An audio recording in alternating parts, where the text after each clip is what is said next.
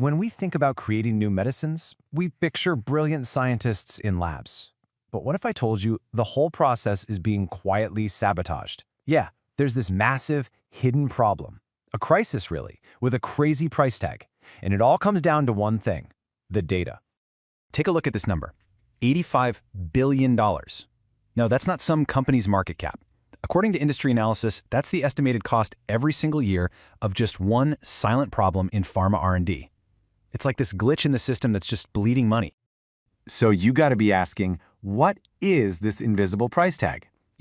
How is it messing with the incredibly important work of creating new medicines? And maybe the biggest question of all, how can something so expensive stay so hidden?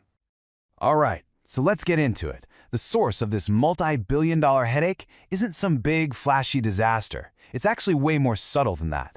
Think of it like a slow, silent decay, happening right at the foundation of all modern research. We're talking about the data itself. So the main culprit here has a name. It's called silent data drift. Just picture this. You've got data from a study that's been going on for, say, 10 years. Over that time, little, tiny changes start to creep in. Things you wouldn't even notice, like a slightly different measurement tool, a new software update, or even a different person running a test. These little errors start to pile up, and they slowly poison the data quality until, boom, before anyone even realizes it, the entire analysis is built on a totally rotten foundation. And here's the kicker. Here's why this problem is just running wild. A whopping 85% of organizations are still just doing reactive, manual checks, just spot checking here and there. It's basically like only looking for a fire after you already smell the smoke. It's a completely broken way to deal with something that needs you to be watching it all the time. And when you start to break down the cost, the financial damage is just, wow. We're talking up to $45 billion just from analyses that get thrown out because of this data drift. Then you tack on the regulatory delays, having to redo all that analysis, and of course, the big fine for data integrity issues. It adds up fast, and you can see exactly how we get to that insane $85 billion number. Okay, so if the old way is so clearly broken, what's the answer? Well, the solution is a whole new kind of guardian, something that's always on, always watching over the data, 24/7. This solution is a technology called DataOps monitoring. And honestly, the best way to think about it is like a proactive immune system for your data. It's not about spot checking things after the fact. It's a continuous system that's designed to keep the data healthy and reliable from the very second it's created. So how does this Guardian actually do its job? Well, first, it's constantly monitoring the data in real time. As it's watching, it's detecting that silent drift we talked about and any other weird anomalies. And here's the most important part. It alerts the right people before things go wrong.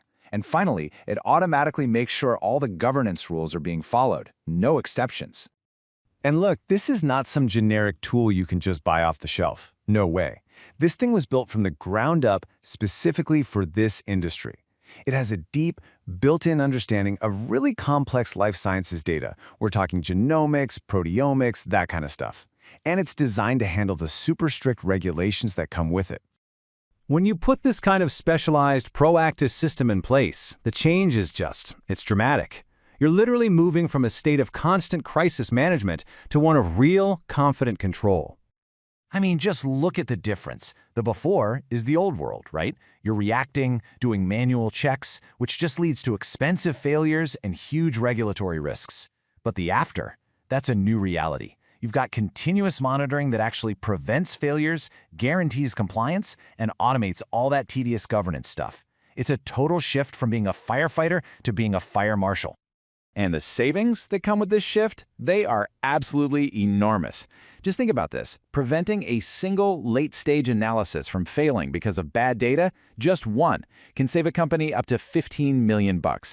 Now imagine what happens when you apply that across the entire organization. The impact gets even bigger when you zoom out.